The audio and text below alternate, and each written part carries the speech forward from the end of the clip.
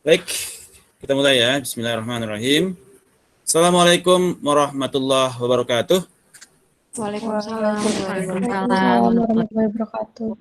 Selamat bertemu lagi dengan kelas Digital Business and Industry 4.0. Di pertemuan-pertemuan sebelumnya, sebagaimana yang telah kita lalui, kita menggunakan dua buku. Yang pertama adalah buku Dave Chevy untuk Digital Business. Yang kedua adalah buku Kenneth Loudon yang e-commerce, Business, Technology, and Society. Pada hari ini kita akan kembali menggunakan buku Kenneth Loudon, chapter 5 terkait e-commerce, security, dan payment system.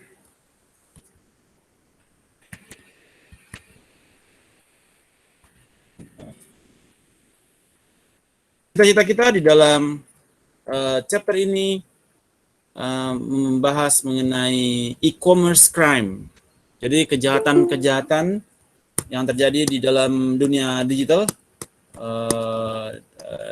yang terjadi di lingkungan kita saat ini. Kemudian apa yang menjadi ancaman securities terhadap environment e-commerce dan digital business. Kemudian teknologi apa yang bisa mengamankan komunikasi internet kita. Kemudian bagaimana pentingnya policy, prosedur, dan hukum dalam menjaga keamanan digital bisnis kita. Kemudian mengidentifikasi payment system yang saat ini kita gunakan secara umum.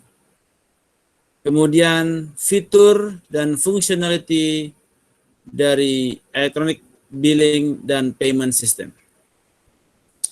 Alright, kemudian saya ingin memasukkan preambul terkait cyber war di sini. Jadi saat ini perang cyber itu terjadi di mana-mana. Dari suatu ketika terjadi pemilihan presiden, terjadi cyber war. Ya, antar negara juga terjadi cyber war. Suatu negara menyerang negara lain menggunakan kekuatan cyber. Jadi tidak menggunakan kekuatan nuklir, tidak menggunakan kekuatan bersenjata, tapi dengan men-take down instalasi-instalasi lawan secara cyber attack, serangan-serangan cyber. Ya.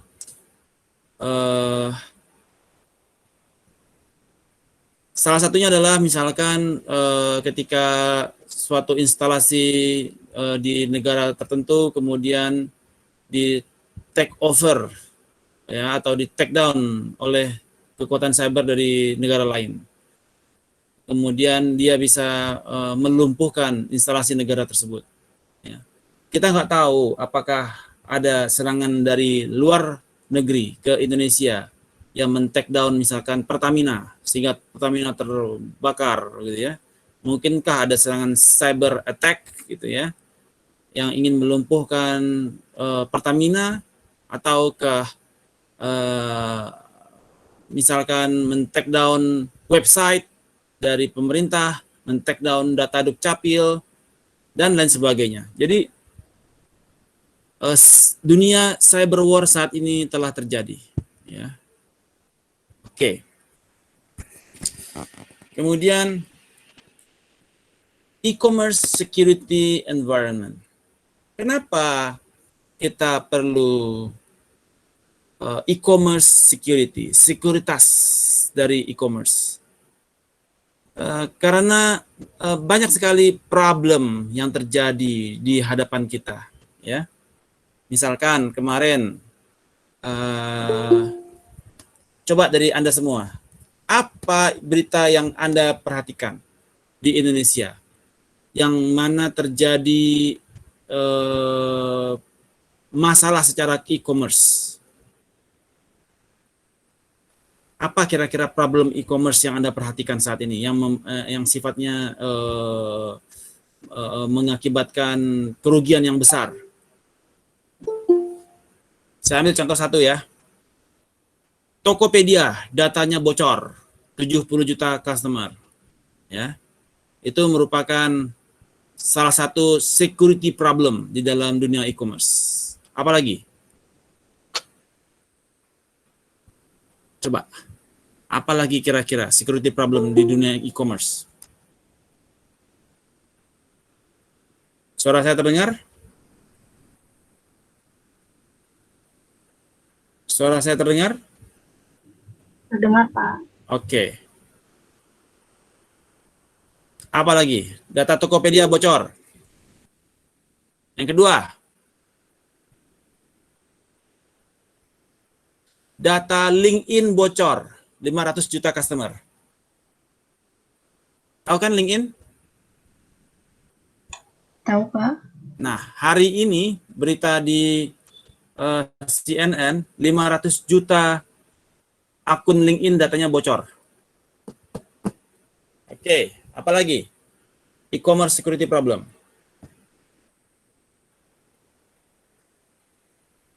Yang Anda rasakan, Anda lihat.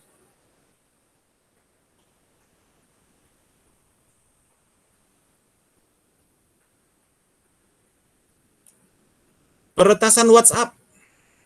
Ya, banyak sekali sekarang kasus terjadi peretasan WhatsApp ya. Ada Raffio Patra Asri yang WhatsApp-nya diretas kemudian mengajak kerusuhan. Jadi peretasan WhatsApp sekarang juga sangat gampang dilakukan. Apalagi?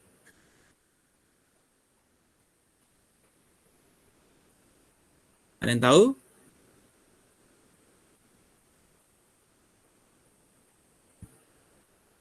Data fintech yang bisa mengakses data Dukcapil. Ya. Jadi dari juga berita dari minggu ini itu. Pinjaman online bisa mengakses data Dukcapil. Jadi mereka bisa dapetin nama-nama orang, nomor telepon gitu ya, barangkali ya, untuk dilakukan penawaran. Oke, apalagi? Alright. Masih pada ini ya. Belum tune in sepertinya. Alright. Itu adalah scope of problem.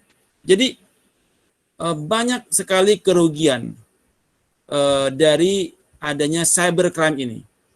Ya, jadi saya tuh pernah ada JDID juga pernah, Pak. bocor. Transaksi tuh, Pak. Yes, transaksi. Bank Mandiri juga pernah. Itu data nasabah uang nasabah bertransaksi tanpa persetujuan nasabah sebesar 2,5 miliar. Jadi Anda kita waktu itu ingat kalau nggak salah di Kompas itu diberitakan ya. Rekening transaksi Mandiri kena hack sehingga data nasabah duitnya transfer sana sini nggak jelas. Jadi sistem servernya Mandiri dihack oleh hacker. Dana nasabah berputar banyak. Kerugian mencapai 2,5 miliar, mungkin lebih. Ya, itu hacker.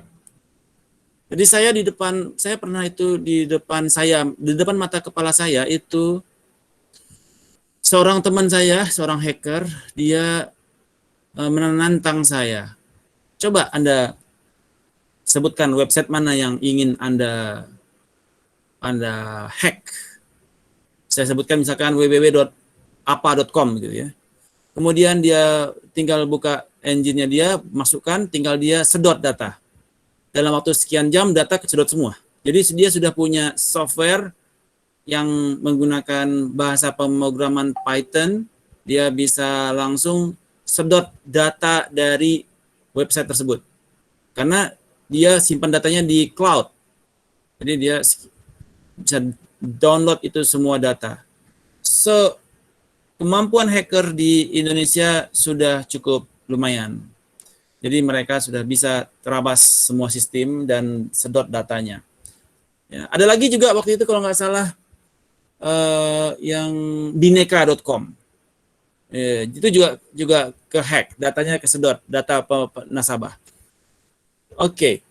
So, overall size and losses due to cybercrime itu nggak jelas, unclear. Kenapa unclear? Karena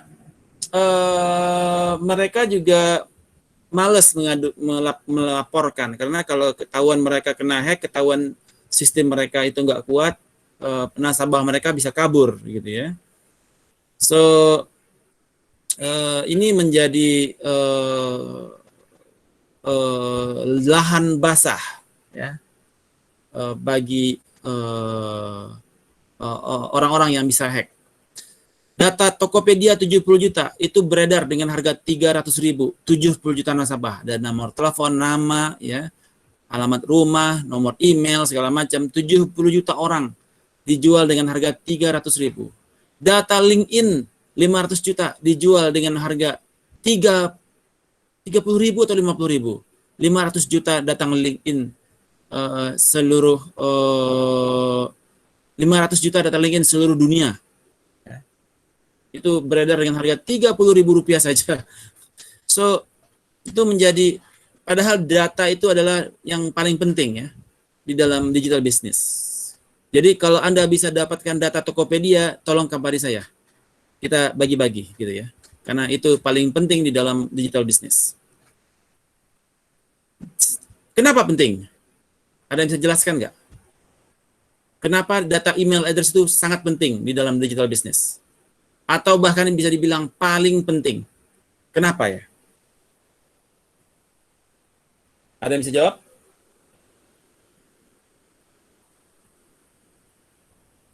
Melalui email kita bisa ngirim pesan spam gitu gak sih, Pak? Ya, kita bisa kirim email blasting. Ya, email blasting.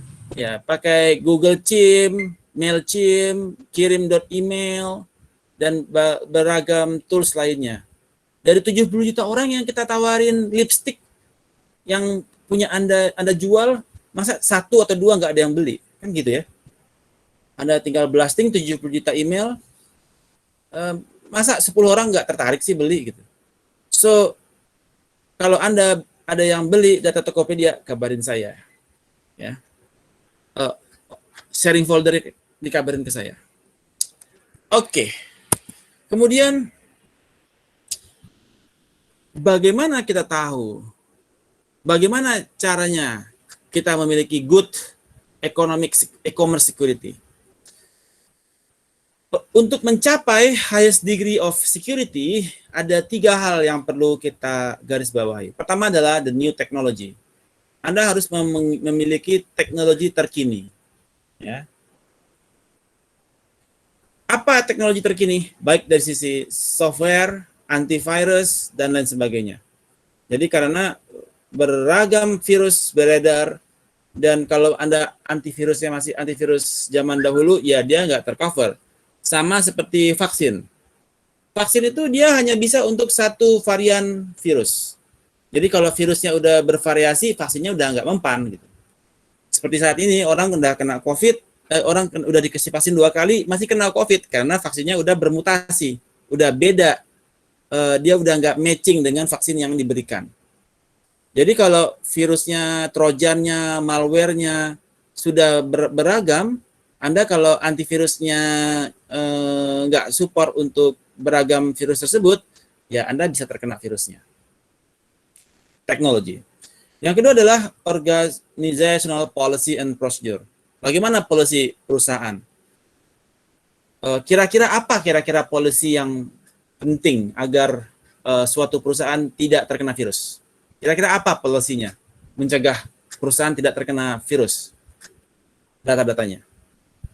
Kira-kira apa ya? Ada yang bisa jawab?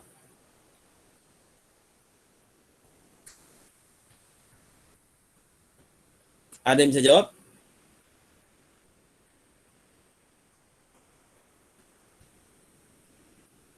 Bagaimana policy yang sebaiknya dilakukan agar perusahaan datanya aman, tidak terkena virus?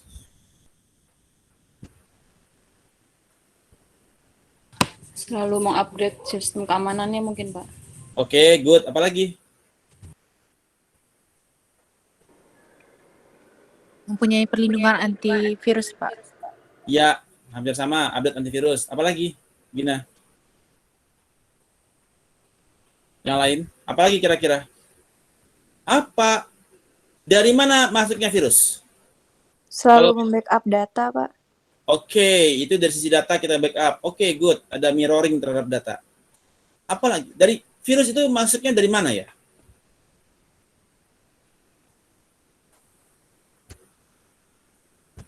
Dari mana masuknya virus?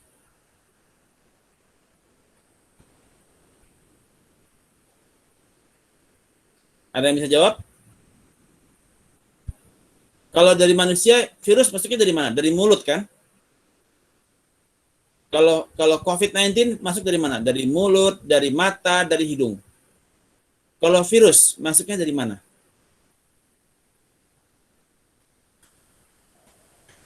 Ayo, sebut aja, nggak usah mikir. Dari email, Pak. Email, yes, ada email yang mengandung virus ya. Apalagi? Website, Pak. Dari website yang dia di-download datanya. Oke, bisa. Apalagi? Iklan, Pak. Iklan bisa juga. Apalagi? Yang paling penting. Dari flash disk. Yes, Sepia. Good job. Dari flash disk. Nah, salah satu organizational policy, apa kira-kira organizational policy yang dilakukan, diberikan untuk mencegah masuknya virus dari flash disk?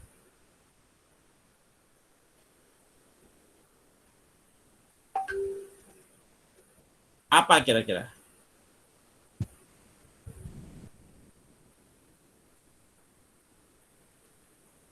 Ada yang tahu?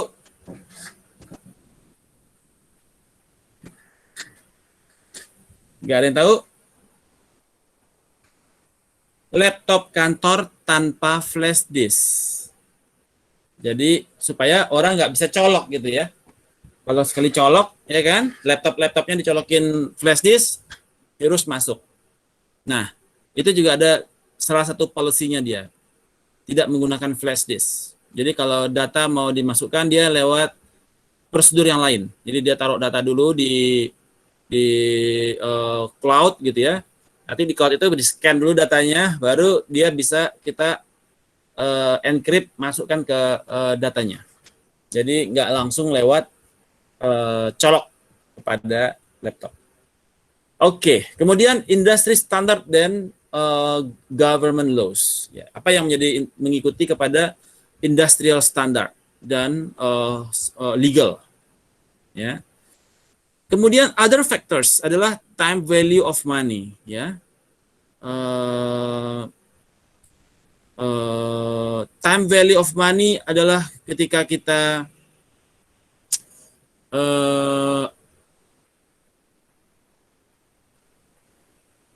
menginvestasikan dana kita untuk software, untuk antivirus. Nah, itu dia memiliki present value, ya. Ada biaya yang keluar, ya, ada cash outflow untuk antivirus. Tetapi secara potensial return adalah dia bisa membatasi virus yang bisa menjangkiti kita punya server atau device. Kemudian cost of security and potential loss. Berapa biaya security yang kita keluarkan dan berapa potensial loss yang kita hindarkan. Ya, apakah sebanding? Kalau misalkan data kita hilang semua, ya, itu tidak sebanding dengan effort yang Anda lakukan untuk buat skripsi misalkan. Anda buat skripsi, terus datanya laptop Anda tidak Anda secure dengan antivirus. Kemudian data hilang karena kena virus. Ya. Apakah kalau Anda membeli antivirus 300.000 misalkan, cost of security dibandingkan dengan potensial loss data skripsi Anda hilang, menurut Anda murah apa mahal? Murah gitu ya. So, itu juga kita jadikan acuan. Security often breaks at the weakest link.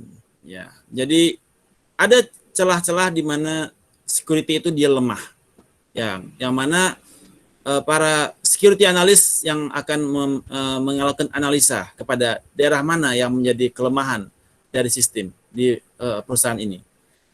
Ketika Bank Mandiri hilang dana 2,5 miliar, itu dari hackernya dia bisa mencari di mana letak kelemahannya Mandiri, sehingga dia bisa masuk dan kemudian melakukan menanam virusnya dia, sehingga terjadi transaksi yang sifatnya random dari rekening satu ke rekening yang lain. Oke, jadi teknologi, organizational policy and procedure, laws dan industrial standard. Ini adalah cangkang yang melindungi kuning telurnya. Kuning telurnya yaitu data. Jadi data ini menjadi point to protect. Bagaimana kita memproteksi data kita supaya tidak diakses orang lain, tidak dimanipulasi, tidak dicuri, ya.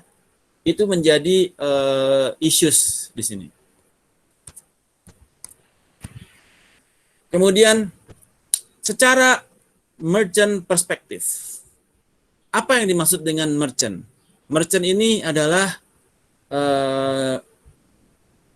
tempat kita kalau kita bertransaksi itu ya, kan ada EDC ya, mesin elektronik digital itu ya, card kan, elektronik mesin, EDC mesin gitu ya. Nah, toko-toko yang menggunakan EDC itu disebut dengan merchant, atau seluruh toko yang menggunakan payment secara digital atau EDC mesin ataupun digital, mereka disebut dengan merchant. Ada yang industrinya itu food and groceries. Siapa aja sih merchantnya food and groceries? Ada yang tahu nggak? Food and groceries, merchantnya siapa aja? Tebak aja, tebak. Ada yang bisa tebak? Food and groceries industry, merchantnya siapa? Transmart, Hypermart, ya, Lotte Mart, itu adalah para merchant. Oke? Kalau marketplace, merchantnya siapa ya? Suara saya terdengar. Shopee, Tokopedia. Oh yes, betul. Tokopedia, Bukalapak, itu adalah merchant. Kalau kategorinya entertainment, siapa merchantnya? CGV, Pak. XS1. XX1, apa lagi? CGV. CGV, apa lagi? Netflix, apa lagi? View, Pak. WeTV. Yes, itu adalah merchant.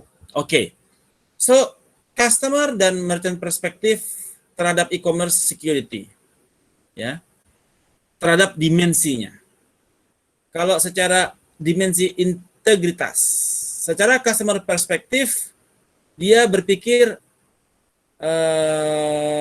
apakah informasi yang saya kirim, yang saya transmit atau saya terima itu adalah valid, ya. Apakah informasi yang saya terima itu valid? Bisa saja dia terima informasi informasi yang salah atau penipuan gitu ya. Apakah campaign yang diberikan oleh Transmart di Instagram ini adalah valid? Apakah ini bukan Transmart jadi-jadian? Karena semua orang bisa bikin akun ya. Saya sekarang bikin akun Transmart pun bisa gitu, berjudul Transmart Depok. Itu saya juga bisa bikin akun Instagram. Apakah campaign yang diberikan oleh akun Instagram Transmart Depok ini valid atau tidak valid? Jadi ada pertanyaan di situ. Dari sisi merchant, dari sisi Transmartnya, apakah data yang saya terima dari customer ini adalah data valid? Apakah namanya dia betul-betul adalah gadis atau Nurfira, atau sebetulnya ada nama aslinya? Apakah ini nama asli apa nama palsu, begitu ya? Karena setiap orang bisa bikin nama palsu kan? Kemudian itu secara integrity. Kemudian secara authenticity misalkan. Secara customer perspective. Ini betul nggak ini saya berhubungan dengan laundry kiloan A gitu ya. Jangan-jangan ini usahanya fiktif nih. Barang saya saya kirim hilang. Karena saya percaya dengan campaign yang dia buat di Instagram. Atau dari sisi merchant. Apakah ini merupakan siapakah apakah data itu betul-betul data customer ya. Misalkan apakah nama ini betul-betul nama customer, itu juga authenticity.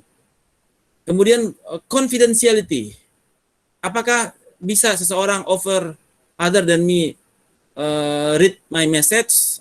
Kadang-kadang kadang-kadang Anda mau hack, Anda punya pacar punya WhatsApp gitu ya. Jadi bagaimana cara nge-hack WhatsApp pacar Anda? Anda pinjam handphonenya, Anda buka WhatsApp-nya di laptop Anda. Kan udah ada WhatsApp web kan? Anda buka, udah pasang kan? Nanti Anda balikin lagi tuh handphonenya sama dia. Sesudah itu Anda udah bisa baca semua WhatsApp-nya dia kan? Jadi apakah Anda yakin bahwasanya WhatsApp Anda tidak ada yang hack? Apakah confidentiality Anda masih Anda miliki? Kemudian secara merchant perspektif, apakah confidential data yang saya miliki ini bisa diakses oleh orang lain? Seperti yang teman saya lakukan, dia bisa akses semua data di website. Anda mau data kayak apa, dia bisa akses. Tinggal masukin websitenya, tinggal sedot, klik sedot, langsung disedot semua datanya. 3 hari 3 malam sampai habis, ludes, des. So terjadi berbeda posisi, berbeda perspektif, ya. Alright. Jadi ada dispute atau keraguan-raguan terhadap integrity, non-repudiation, authenticity, confidentiality, privacy, availability. Semua mengalami keraguan terhadap valid atau tidaknya informasi yang dimiliki. Sehingga timbullah suatu problem, yaitu e-commerce security. Disitulah e-commerce security mulai bermain di kepala kita. Kayaknya saya perlu e-commerce security nih. Karena data saya ternyata bisa diakses. Data saya ternyata bisa disedot. Maka kita perlu e-commerce security. Nah, terjadi tension between security dan other values. Ease of use. Begitu the more security, maka server Anda semakin lambat. Laptop Anda semakin lambat. Ada implikasinya. Dari semakin banyaknya security, semakin secure dia, maka semakin lambat. Kemudian, tetapi ada public safety dan criminal use of the internet. Use of technology by criminals to plan crimes or threaten nation state semakin tinggi. Jadi ada aplikasi namanya Celebrite yang dimiliki oleh swasta. Anda bisa beli itu softwarenya, namanya Celebrite. Kita bisa hack WhatsApp orang lain menggunakan aplikasi itu. Jadi kalau Anda mau hack WhatsApp teman Anda, kemudian Anda pengen kirimkan WhatsApp atas nama dia, kita bisa menggunakan software bernama Celebrite. Anda nanti bisa cek di Google, Celebrite. Jadi alat itu bisa digunakan untuk override atau menunggangi WhatsApp orang lain atau handphone orang lain. Bahkan handphonenya pun bisa Anda tunggangi. Anda bisa kirim WhatsApp, bisa bikin apapun, karena kontrol dari suatu device sudah di take down oleh software ini. Nah, ini juga software yang biasa digunakan oleh pemerintah. untuk melakukan surveillance, terutama pemerintahan yang otoriter. Ya, yang pemerintah yang otoriter, dia bisa menggunakan software ini untuk mengawasi masyarakat yang dicurigai. Dia kirim apa aja nih software yang ada di handphonenya dia. Dia nonton apa aja nih kerjanya tiap hari. Itu juga bisa menggunakan software Cellebrite tersebut. Kemudian security threats in the e-commerce environment. Ada 3 poin yang menjadi target terhadap security dari e-commerce. Pertama adalah sisi client. Artinya device Anda, laptop, ya, itu adalah client. Kemudian server, ya, pusat data, server. Dan kemudian communication pipeline, internet ICT, internet communication technology, ya. Apakah itu WhatsApp, apakah itu Telegram, apakah itu Instagram, apakah itu Facebook, dan lain sebagainya. Jadi security threats di dalam 3 environment ini, dari sisi client dia threats, dari sisi server dia threats, dari sisi ICT, internet communication technology-nya pun dia threat. Kemudian berikut adalah typical e-commerce transaction. Ketika kita bertransaksi menggunakan kartu kredit, artinya kita punya kartu di sini, kita bertransaksi di merchant. Kemudian ketika kita online store, kartu kredit itu pun juga kita bisa gunakan untuk bertransaksi secara online. Oke. Ketika kita bayar, masukkan nomor kartu, bla bla bla, pay. Kemudian dari online store kirim ke online customer. Ya. Kemudian bagaimana caranya? Dari database, ketika di database sudah masuk, dia sudah bayar, langsung masuk order ke warehouse, dari warehouse dia langsung shipping ke Anda. Ya. Bukti transaksi dia kirim melalui internet service provider, CES. Sehingga ini adalah konsep terhadap e-commerce transaction. Kemudian di mana letak loophole-nya dari sisi kartu kredit? Dari sisi kartu kredit, asal orang lain itu tahu 3 angka di belakang kartu, dia bisa melakukan transaksi. Jadi, misalkan Anda punya kartu kredit, ada 3 angka di belakang kartu, Anda transaksi Traveloka, tinggal masukin CVV number-nya, udah. Jadi ketika orang lain mengetahui nomor digit tersebut, dia bisa melakukan transaksi atas kartu kredit Anda. Kemudian dari sisi security breach, ya, dari sisi merchant, alat merchant ketika melakukan pembayaran, kadang-kadang ditaruh chip di sana yang bisa mendeteksi kartu-kartu orang yang masuk ke dalam alat gitu ya, ke dalam ATM, dia bisa taruh itu chip. Kemudian customer list ini juga bisa dihack. Ya, kayak Tokopedia, datanya itu bisa dihack. Ya, kemudian WiFi ketika dia memberikan bukti konfirmasi, Wi-Fi listening itu juga bisa disadap atau di wiretap. Jadi semua transaksi kita lewat dulu kepada, bisa langsung termirror kepada si hacker. Kemudian warehousing dan shipping. So banyak sekali loophole yang bisa, atau titik lemah yang bisa dimasuki atau di intercept oleh hacker di dalam digital security ini. Kemudian bagaimana cara mereka melakukan pencurian data?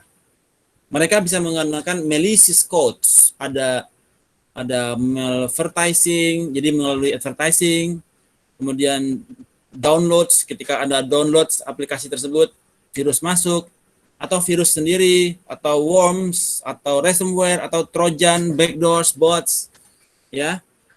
Apa yang dimaksud dengan trojan? Trojan itu dia kayak di perang Yunani gitu ya, antara Troya dan Yunani, ketika tentara Trojan itu dia mundur, mereka buat itu patung kuda Troja. Trojan. Dan mereka kemudian bersembunyi di gunung. Ketika tentara Yunani itu bukan Yunani, Yunani kah? Greece ya.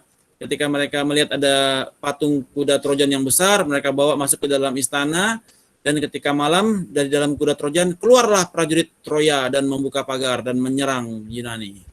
Nah, konsepnya sama seperti itu. Jadi ketika Anda ada mendownload aplikasi, kemudian di dalam aplikasi itu, setelah aplikasi di-download, itu kuda Troyanya keluar. Dia mencari data Anda, ya, mencari data Anda, dan bisa merusaknya virus tersebut. Data jadi korup, segala macam. Data skripsi Anda jadi rusak, dan lain sebagainya. Itu pekerjaan Trojan. Kemudian ada juga backdoors. Backdoors ini dia seperti membuka pintu belakang. Jadi kayak ada virus masuk, terus dia bukain pintu tuh. Nah, pintu itu terbuka, jalur itu dibuka, nanti dari hackernya dia bisa masuk melalui pintu belakang, backdoors, untuk bisa menyedot data Anda. Kemudian ransomware, jadi dia virus tapi dia kayak ada blackmail untuk kalau Anda mau ini disembuhin penyakitnya, bayar sekian, nanti antivirusnya saya kirim. Itu ransomware. Jadi seperti itu ya. Oke, itu adalah malicious codes, kode-kode beracun yang sering digunakan untuk merusak data. Kemudian ada juga selain malicious code adalah potentially unwanted programs. Ya, ada spyware.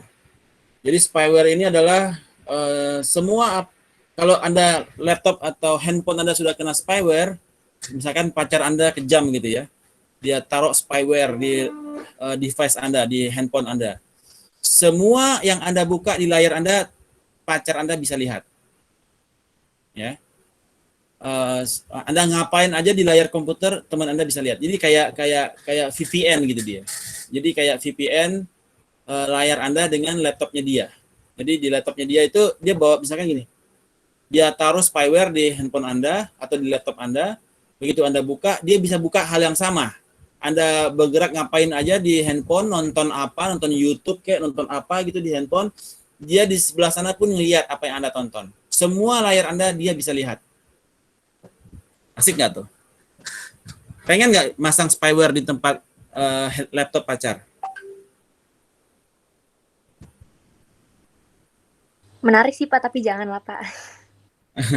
Menarik kan? Ya, jadi, wah pacar gue lagi ngapain ya? Lagi ngetik apa ya? Lagi ngerjain tugas apa ya? Jadi Anda bisa nonton. Oh, jadi ngerjain ini. Wah, rajin banget sih gitu ya. Atau lagi bulan puasa dia buka web apa? Buka Al-Qur'an gitu sambil ngaji. Itu Anda bisa, wah, lagi ngaji dia gitu. Jadi kepantau begitu ya, 24 hour. Yang kemarin Find Friend udah ada yang install belum? Siapa yang udah berhasil install di handphone pacarnya? Find Friend. Belum Pak, soalnya nggak punya. Nggak punya apa? Kan tinggal di handphone dipasang. Gina. Nggak punya pacar dia, orangnya Pak. Buat Oh, punya cowok. Gina, jujur terus terang gitu aja. Kenapa? Oke. Jadi atau di handphone maminya lah. Mami kemana sih gini? Ke pasar gitu ya. Anda bisa pantau ya. Mami lagi ke pasar, lagi di pasar A, pasar B, pasar C gitu ya. Atau satu keluarga bisa dipantau semua. Ini pada di mana semua nih posisi nih. Udah mau buka. Oh, yang ini masih di Jalan Sudirman. Oh, yang ini masih di Jalan Tamrin. Itu juga bisa ketahuan. Find Friend itu kita bisa kontrol seluruh anggota keluarga tanpa mereka tahu. Anda aja yang tahu. Jangan kasih tahu sama mereka kalau Anda pasang di sana gitu. So, kemudian phishing. Apa yang dimaksud dengan phishing? Yaitu upaya dari third party untuk mengambil confidential information untuk financial gain. Ya, misalkan teknik yang digunakan melalui social engineering. Ya. Dengan sosial media gitu ya. dia penipuan melalui sosial media. Atau email scam. Halo, nama saya Aqua Suo gitu ya. Saya dari negara Nigeria. Saya dikejar-kejar oleh negara. Saya saat ini pegang dana 500 miliar. Saya mau numpang rekening Anda karena rekening saya diblokir oleh negara Nigeria. Tolong berikan ke saya nomor rekening Anda. Nanti setelah saya kirim, nanti kita negosiasi untuk fee Anda karena menyimpan dana saya. Wah, kayak gitu tuh. Itu ada email scam, phishing. Ya. Kemudian use for identity fraud dan theft, ya. Phishing juga. Misalkan Dina Kamila. Kemudian mau mengajukan pinjaman ke bank. Tapi dia nggak mau, jadi dia kemudian pakai nama Karina Adinda. Jadi KTP-nya pakai KTP Adinda, tapi fotonya pakai foto Dina Kamila. Jadi dia mau buka rekening di bank, ya. Atau dia bikin KTP lah gitu ya. Kemudian dia menggunakan fintech untuk pinjaman online. Pinjaman online itu kan dia perlu KTP. KTP-nya si Karina tapi fotonya si Dina. Terus dia lihat oleh si pinjol pakai face recognition. Oh, mata ke mata sama, hidung ke hidung sama, mulut ke mulut sama. Oh, ini benar nih Dina. Karena fotonya ini benar nih Karina. Karena di situ fotonya adalah fotonya si Dina dan foto selfie-nya adalah selfie-nya si Dina. Jadi si pinjol meyakin, oke, artinya ini betul adalah Karina Adinda. Karena fotonya sama dengan di KTP. Ya.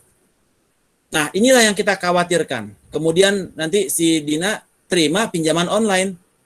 Tagihan dikirim ke Karina. Nah, inilah yang sekarang kita khawatirkan ketika pinjol bisa mengakses ke data Dukcapil. Data Dukcapil dia bisa akses. Semoga itu hanya untuk verifikasi. Tapi kalau data bocor, itu juga bisa berakibat penawaran pinjaman online kepada nasabah Dukcapil tanpa seizin mereka. Jadi data privasi kita sebagai member Dukcapil privasi kita diganggu oleh para pinjaman online ke depannya. Karena begitu satu kali data bocor, 260 juta customer data bocor, ya udah cukup. Berapa harganya? Semua pinjol bisa pakai gitu kan. Luar biasa itu kehancurannya yang terjadi. Oke. So far so good. Any questions? Kalau ada yang ingin ditanyakan terlebih dahulu sebelum dilanjutkan. Any questions?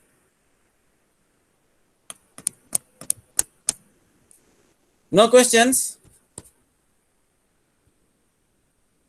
Alright, tidak ada pertanyaan. Oke, berikut adalah kepada hacking, cyber vandalism, dan hacktivism. Jadi hacking merupakan suatu kegiatan yang bisa mengakses suatu data yang unauthorized. Jadi kita nggak authorized tapi kita bisa akses. Itu disebut dengan hacking. Cyber vandalism itu dia destroying. Jadi dia sifatnya dia destroyer. Misalkan websitenya di take down. Kayak kemarin pemilu websitenya KPU di take down. Ya. Atau disrupting, ya, mengganggu kepada website. Hacktivism adalah aktivitas kegiatan melakukan hacking disebut dengan hacktivism. Data breach yaitu kebocoran data. Kebocoran data ini sering terjadi. Tokopedia data bocor. Bukalapak data bocor. Bukalapak belum. Bineka data bocor. Mandiri transaksi nggak tahu tuh datanya bocor apa enggak gitu ya. itu disebabkan oleh kegiatan hacking. Kemudian unauthorized access. Dan kemudian employee error. Karena employee-nya juga bermain misalkan. Datanya dia yang bocorin gitu ya. Itu biasa tuh. Pegawai sendiri pegang data, terus datanya beredar kemana-mana. Dijual sama dia. Kemudian kegiatan hacking lainnya adalah credit card fraud. Jadi ketika Anda Anda mau bayar belanja makan di Bornga. Bornga ya, yang rumah makan Korea itu Bornga bukan? Ada yang udah pernah makan di Bornga belum?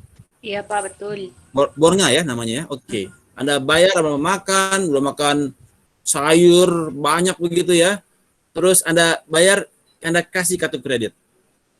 Itu di belakangnya kan ada huruf, ada 3 angka. Oleh dia lihat, nomor kartunya ini dia catat, nomor 3 angka di belakangnya dia catat, terus dia transaksi bayar, makasih Larissa. Oke, Anda pulang. Setelah itu dia beli tiket Traveloka menggunakan data Anda. Tanggal lahirnya dia kan nggak tahu, Pak. Nama Anda kan ada Larissa itu, tinggal cek di Google. Larissa Adia. Tanggal lahir berapa? Bisa ketahuan di Google. Bisa dicari, ya kan? Nanti dia beli tiket Traveloka dan lain sebagainya. So, it happens, ya. Ada credit card fraud atau pencurian kartu kredit. Kemudian bagaimana cara kita untuk mencegah hal ini? Ada yang disebut dengan e-signature. Ada lagi multi-factor authentication dan fingerprint identification. Jadi kalau di HP sekarang kalau kita mau transaksi di ini nih, misalkan kita mau transaksi di Traveloka, kita bisa pakai multi-factor authentication dan fingerprint identification kalau di handphone. Dan e-signatures. Multi-factor authentication, begitu Anda transaksi, terus dikirim kode transaksinya ke WhatsApp atau ke email, dari email baru Anda kemudian bisa melanjutkan transaksi. Jadi nggak semata-mata dari kartu saja, tapi juga ada multi-factor authentication. Nah, ini bisa mengurangi resiko kepada fraud card. Identity fraud. Nah, ini yang tadi tuh, yang caranya si Dina pengen ajuin pinjaman online pakai namanya siapa tadi? Dina pakai namanya siapa tadi? Karin, Pak. Oh iya, Karin. Ya. Bikin KTP di Ben Hill, namanya nama Karina, fotonya Dina. Ngajuin pinjaman online. Ya, cerdas sih, ya. Bikin slip gaji di sana, bikin slip buku tabungan di sana dan lain sebagainya. Terus dana cair, kemudian si Karin ditagih-tagih sama abang-abang debt collector. Ya. So it happens. Ya. Anda cek itu di Twitter, berapa banyak itu orang-orang yang nggak pernah ngajuin pinjaman online, tiba-tiba dikejar-kejar debt collector karena nggak bayar-bayar. So very dangerous. Oke, kemudian insider attacks, ya. Banyak sekali kebocoran itu bukan dikarenakan dari attack dari luar, dari hacker, tapi juga dari insider attack, ya.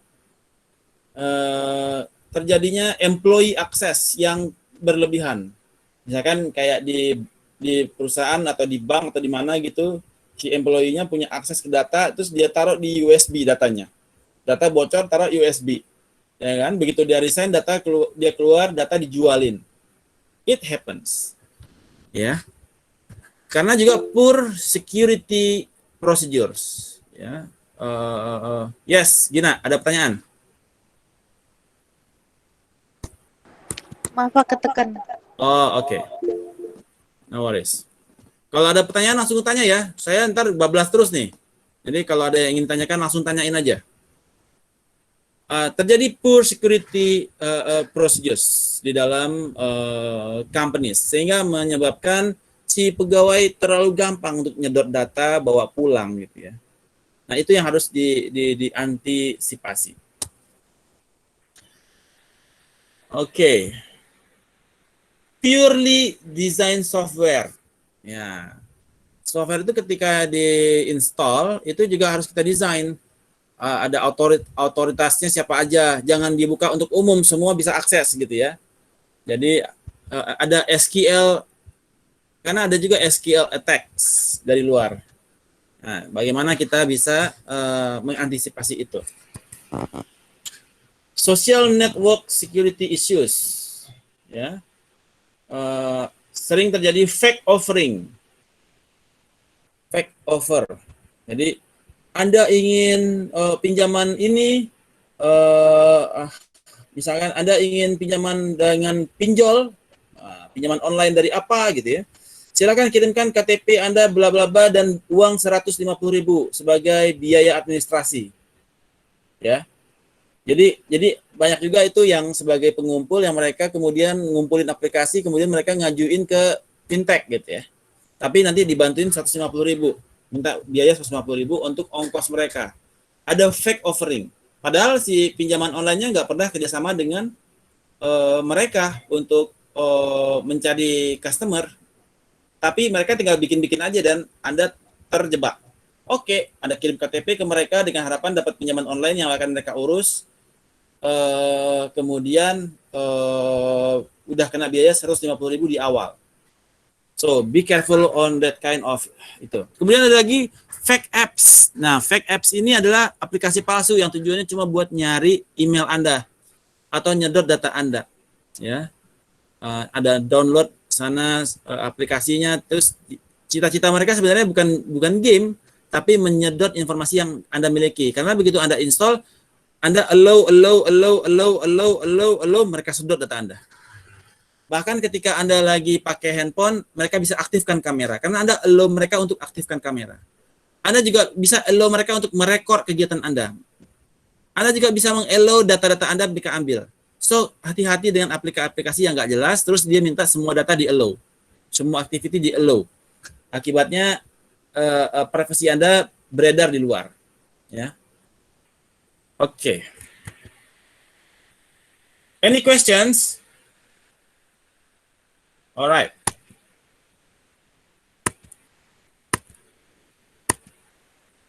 Pak mau tanya Pak. Yes, Syira. Kalau semisal kita kan download aplikasi tertentu, terus yang tadi yang elo-elo itu Pak, saya aktifkan kamera, apa segala macam, nah gitu kalau misalnya data kita kesebar, itu kita bisa tuntut ke pihak aplikasinya nggak Pak? Tidak, karena Anda sudah allow. Gitu. Iya kan ada allow kan? Anda allow untuk merekam Anda kan? Tiba-tiba kamera Anda diaktifkan. Makanya banyak orang semua handphonenya atau laptopnya bagian kameranya itu dia kasih tutup. Karena ketika dia allow untuk dibuka, itu bisa terbuka anytime. Dan dia bisa melihat kita atau merekam kegiatan kita. Itu yang paling bahaya. Paham? Paham Pak, siap. Kemudian sekarang itu juga ada Instagram yang dia, kan Instagram juga minta merekam suara Anda kan? Jadi ya ada Pak. Jadi kalau Instagram itu merekam, dia bisa transcribe. Jadi kata-kata itu bisa transcribe ke teks. Jadi kita ngomong begini di Instagram itu dicatat. Karena Anda allow. Dicatat oleh Instagram atau Facebook. Kemudian ada kata-kata baju renang. Aduh, gue mau diajakin si itu ke itu deh. Mau berenang. Tapi baju renang nggak ada. Nah, ada kata-kata baju renang nggak ada. Nah, oleh Instagram kemudian dianalisa, ada coding di sana. Baju renang nggak ada, motor nggak ada, mobil nggak ada, ini ya. Butuh ini, butuh itu, butuh lipstick, butuh bla bla bla, kosmetik, ada. Oke. Kemudian oleh Instagram dia lihat secara frekuensinya, mana yang paling tinggi frekuensinya. Oh, butuh baju renang, baju renang, baju renang. Artinya ini urgent nih. Dia butuh baju renang cepet nih. Setelah Instagram mendapatkan mana yang menjadi prioritas Anda, kemudian dia kirimkan campaign. Shopee baju renang, diskon 50%. Nah, kebayangkah Anda apa sebenarnya yang terjadi? Kebayang nggak? Pak, itu mereka bekerja sama, Pak. Maksudnya kan kayak di kita Instagram, terus di Shopee tiba-tiba muncul baju renang. Itu mereka harus bermitra apa gimana, Pak? Dia bermitra, dia partnership antara Shopee dan Instagram. Jadi Instagram sebagai aplikasi yang memiliki akses kepada allow suara Anda kan. Ya, betul Kemudian tadi, Pak. kemudian recording suara Anda itu dia bisa transkrip menggunakan NVivo namanya.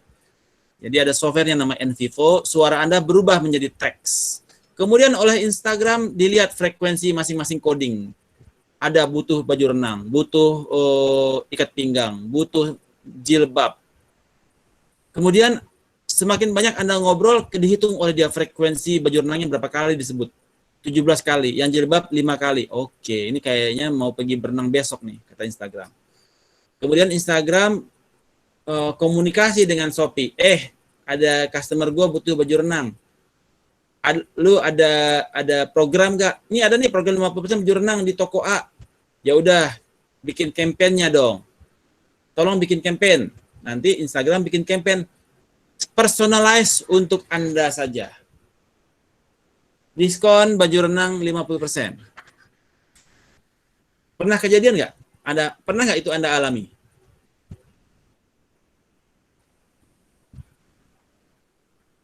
Ada yang pernah mengalami lagi butuh A tiba-tiba muncul? Sering, Pak. Yes. Sering, Pak. Sering, Pak, sering. Karena Anda ngobrolin itu melulu di dekat handphone. Karena suara Anda direkam. Karena Anda sudah allow.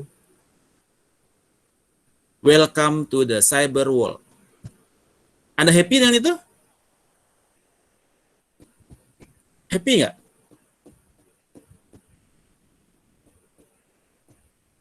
Anda merasa terbantu nggak oleh Instagram? Iya, Pak. Jadi oke dong ya, mereka merekam suara Anda ya. Enggak juga sih, Pak. Nah, jadi hindarkan handphone ketika kita lagi dalam kondisi privacy. Ya. Karena bisa saja suaranya direkam, kameranya dihidupkan. So, itu yang paling berbahaya. Oke. Ada pertanyaan lagi? Good question, Vira. Any other questions? Belum, Pak. Mungkin nanti. Oke. Kemudian, Internet of Things security issues. Jadi sekarang kita juga di era Internet of Things. Banyak sekali issues di sana. Apa yang disebut dengan Internet of Things? Ada CCTV, semua sensor, drone, kemudian yang terkoneksi dengan internet, ya,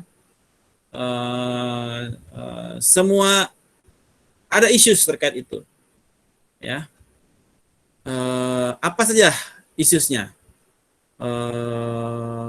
Pertama adalah many device tidak ada upgrade features, ya, tidak ada upgrade-nya. Kemudian ada identical device yang sama, jadi dia bisa aksesnya dia multi akses. Kemudian challenging environment to protect. Misalkan environment-nya adalah kebun sawit, itu kan challenging sekali. Jadi perlu drones, ya, drones. Atau kalau lagi hujan, drone-nya nggak bisa bekerja, nggak bisa terbang kalau lagi hujan, ya. So IoT juga mengalami issues terkait alam, terkait fiturnya yang tidak bisa di-upgrade, tidak ada upgrade-annya. Kemudian dia device-nya yang dia itu similar dan lain sebagainya. Nah, salah satu solusinya adalah menggunakan encryption. Protecting internet communication menggunakan data enkripsi. Jadi kalau kita mau kirim data ke pihak lain, kita kirimnya adalah berupa data enkripsi. Nanti di sana nanti di script lagi, ya. Kemudian kita juga menggunakan secure channel communication, menggunakan WiFi yang secure, hindari penggunaan WiFi umum. Karena kalau di WiFi umum dia bisa akses kita punya data, ya. Kemudian menggunakan firewall, ya, proxy server, dan antivirus software. Itu beberapa teknologi solution yang bisa kita lakukan. Nah, encryption. Encryption itu adalah mentransform data, merubahnya menjadi teks, readable only by the sender and receiver. Jadi kita transform the data menjadi enkripsi yang hanya bisa dibaca oleh kita dan penerima. Ya. Kalau kriptografi, kemudian digital envelopes, ya. Digital envelope itu adalah semacam digital wallets yang sifatnya mana itu digital wallets?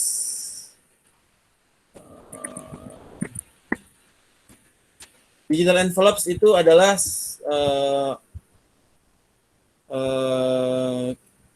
digital envelopes tapi dia memanfaatkan kriptografi, ya. Apa yang dimaksud dengan kriptografi? Kriptografi itu adalah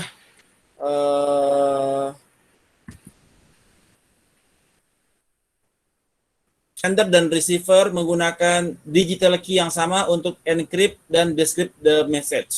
Jadi dia menggunakan kriptografi untuk mendeskrip atau mengencrypt dan mendeskrip dari pesan yang dikirimkan, ya. Jadi kayak ada kode memecahkan kode untuk kalau dulu kalau lagi perang kan kita pakai kode Morse gitu ya. Nah, Morse. Tit gitu ya. Nah, yang kalau tit itu A, tit itu B. Jadi kita ada kriptografi yang bisa untuk melakukan merubah informasi yang diberikan berupa kode atau enkripsi dan kemudian diterima lagi oleh sender berupa message, sehingga di tengah jalan tidak bisa diintercept datanya, tidak ketika data itu dibaca oleh pihak ketiga itu masih berupa data enkripsi. Ini biasa dilakukan oleh bank ketika dia misalkan bayar gaji pegawai, ya. Nah, oleh pegawai, oleh perusahaan yang mengirim data, dia mengencrypt datanya yang hanya bisa baca adalah sistem. Jadi teller pun nggak tahu dia kirim ke siapa, karena datanya dienkripsi. Itu di bank sudah menggunakan kriptografi.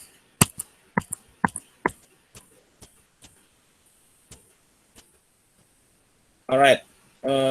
Kemudian bagaimana cara kita memprotek networks? Kita bisa menggunakan firewall, proxy server, intrusion detection system, dan intrusion prevention system. Apa yang dimaksud dengan firewall? Firewall adalah suatu application gateway. Jadi kalau kita pakai gateway tersebut, dia tidak bisa dimasuki, ya. Kemudian proxy server. Jadi software server that handle communication dari dan ke internet. Intrusion adalah bagaimana kita mendeteksi apakah ada intruder yang masuk ke sistem kita. Apakah ada sesuatu yang baru yang masuk ke dalam sistem kita. Intrusion prevention. Jadi kalau detect sudah di dalam, prevent dia belum bisa masuk. Jadi ketika dia mau masuk kita sudah prevent. Ya, ketika virusnya mau masuk kita, wait, ada virus nih di luar pintu, jangan sampai masuk gitu.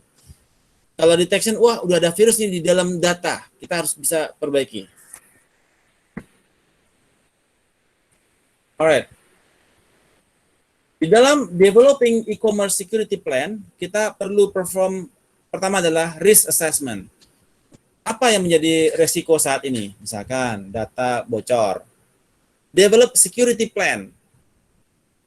Kita harus bangun security plan. Bagaimana cara kita mencegah data itu bocor. Kemudian develop an implementation plan. Kemudian kalau misalkan ada yang mencoba membocorkan, apa yang terjadi? Bagaimana sistem itu bekerja?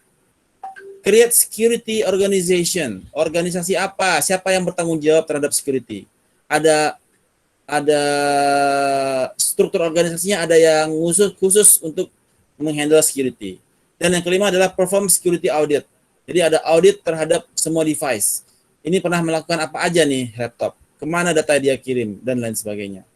Jadi ini adalah e-commerce security plan.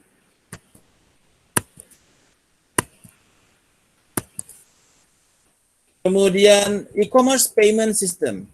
Jadi di dalam payment system itu ada beberapa metode yang digunakan. Salah satunya adalah credit card dan debit card. Kemudian ada juga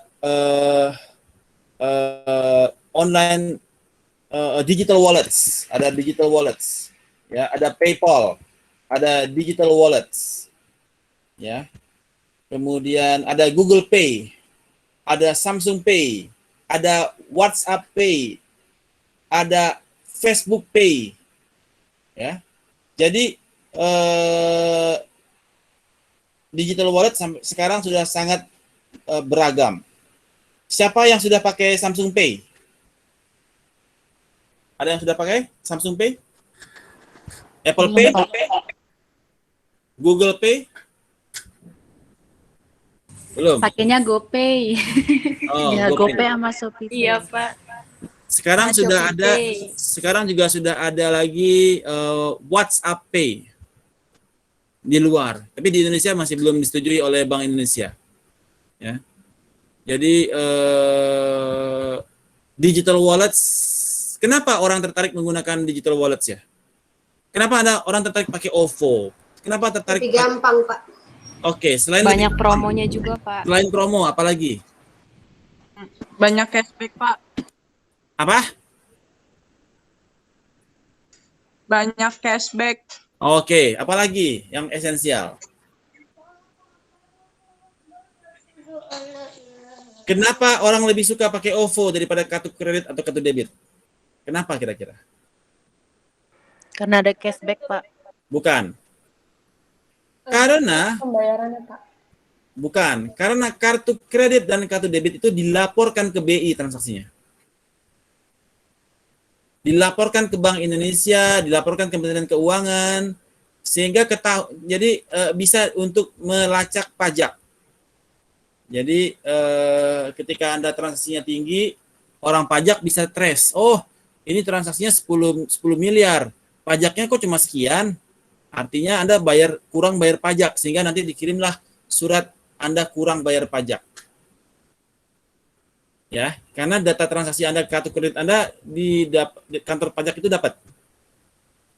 Kenapa menggunakan OVO atau GoPay? Karena environment ini tidak perlu lapor Bank Indonesia. Kalaupun dia lapor, dia tidak spesifik. Misalkan, transaksinya adalah di otomotif. Tapi tidak disebutkan ini otomotif yang mana, mobil apa, merchant di mana, ini apakah Toyota, apakah Mitsubishi, kita nggak tahu. Atau transaksinya adalah food and groceries. Kita nggak tahu apakah ini Transmart, di toko di Giant, dan lain sebagainya. Jadi kalau kita menggunakan OVO, itu kategorinya masih kategori umum, nggak sampai ke merchant. Jadi kita nggak tahu merchant yang mana. Ya. Kalau di kartu debit dan kartu kredit, itu sampai merchant-merchantnya pun kita tahu. Sehingga orang kantor pajak bisa hitung, wah ini si A kurang bayar pajak, si B kurang bayar pajak.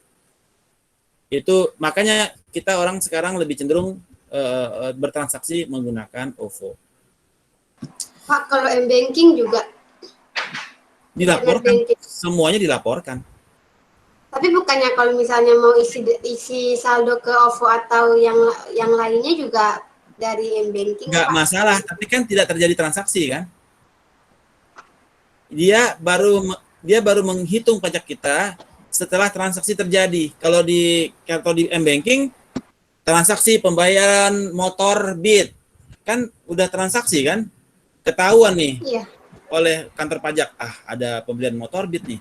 Sementara dia cuma bayar pajak terhadap gajinya cuma terhadap gaji kira-kira 5 juta nih bayar pajaknya. Pendapatannya dia 5 juta. Dia beli motor 20 juta. Artinya dia ada pendapatan lain yang dia tidak laporkan kepada kantor pajak. Akhirnya dikirimlah surat cinta. Anda kurang bayar pajak. Harap ke kantor pajak untuk melaksanakan kewajiban Anda. Sehingga orang nggak berani belanja pakai kartu debit, kartu kredit, mobile banking. Orang maunya transaksi pakai OVO. Nggak ketahuan, karena taunya cuma dari OVO. Ada transaksi OVO, transaksi OVO, transaksi OVO. Kan orang pajak nggak tahu ini transaksi apa. Apakah bayar fidyah, atau bayar zakat, atau beli apa gitu. Karena di Bukalapak sekarang kita bisa bayar zakat. Kita bisa bayar zakat di Bukalapak. Bukalapak Syariah. Nah, kita bisa bayar zakat di sana. Terus bagaimana bank bisa mengklaim bahwasanya kita kurang bayar pajak? Karena transaksi kita kan dia cuma tahu OVO doang. Nggak tahu kategorinya, nggak tahu barangnya apa yang dibeli. Karena di OVO dan di GoPay di setup tidak sampai ke level terbawah produk apa yang dilakukan pembelian. Semua menggunakan OVO secara umum aja. Kapis? Pronto, siap Pak. Pronto. Oke. Kemudian NFC, Mobile Payment System. Apa yang dimaksud dengan NFC? Near Field Communication. Apa impact aplikasi menggunakan NFC ini apa maksudnya? NFC adalah Near Field Communication. Jadi kalau Anda misalkan transaksi di Transmart, Anda belanja, terus tagihannya keluar, Anda nggak perlu ngasih kartu ke si petugas, taruh di mesin, nggak usah.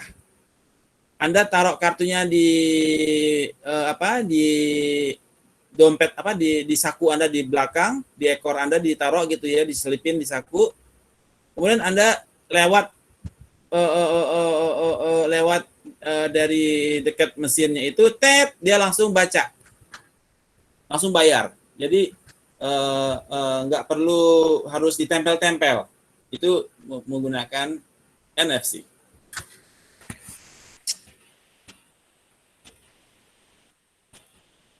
Alright. Demikian materi kita hari ini. Any questions untuk e-commerce, security, and payment system? Ada pertanyaan?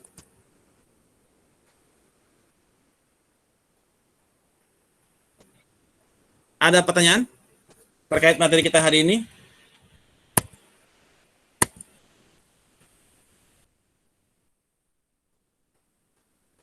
Tidak ada pertanyaan? Oke, baik. Sebelum kita tutup, saya ada pertanyaan dahulu. Nggak usah pertanyaan deh. Kita udah pada persiapan mau buka puasa semua ini ya, hari pertama ya. Kita langsung aja quiz post test sebelum kita tutup. Baik, saya untuk post test saya publish ya. Pak, ini udah foto Pak. Oh iya, saya belum absen juga. Sorry. Sambil post test nanti saya foto. Sambil post test nanti saya absen. Sebentar ya. Post test. Ini pretestnya. Kemudian post test. Edit. Oke. Post test. Save. Oh, sebentar. Post test apakah sudah masuk?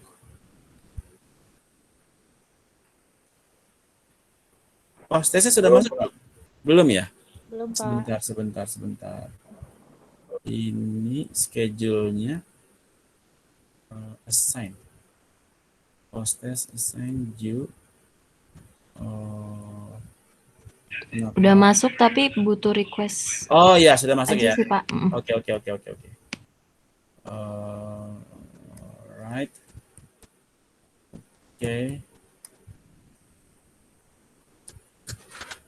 Oke. Proses sudah saya kirimkan. Silakan sambil di absen saya absen dulu. Sudah bisa akses semua? Sudah, Pak. Sudah, Pak. Oke. Yang hadir kita itu tadi 52. Total mahasiswa 52. Artinya hadir semua dong ya. Ada satu yang nggak hadir. Duh, repot nih cari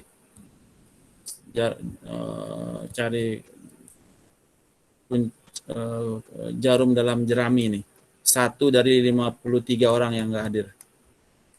Oke, no worries.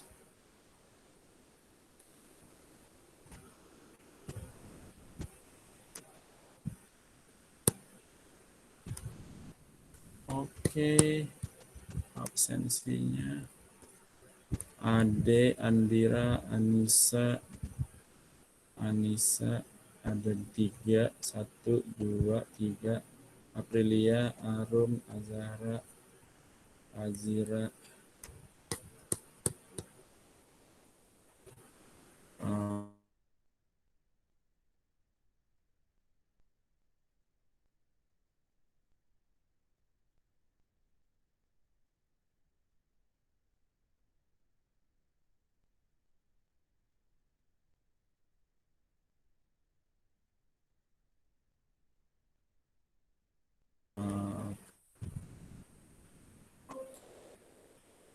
Dava hadir ya?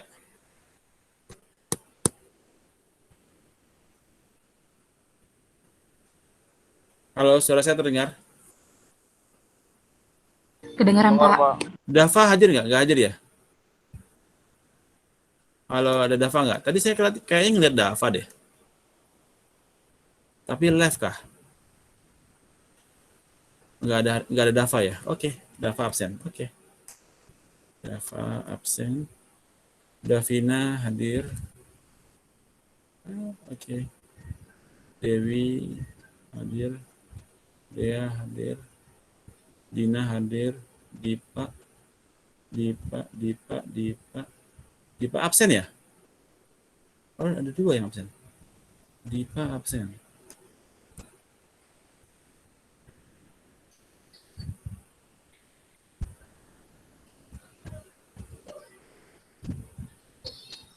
Dipa absen. Kemudian Friska hadir. Gadis, Galih, Gina, Intan, Isra, Jaka, Jasin,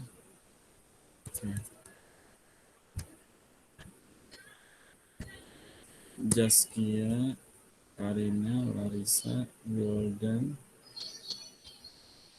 Marcus, Natul, Muhammad Firdaus, Muhammad Firdaus. Oke. Hasanul Bolkiah.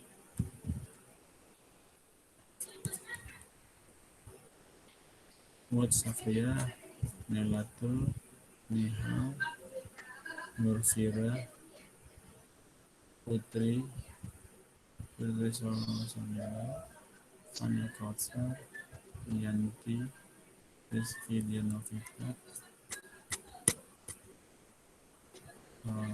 Sandra Citra, Sandra Monica, Sekar Hapsari, Sepia Fairna. Okay.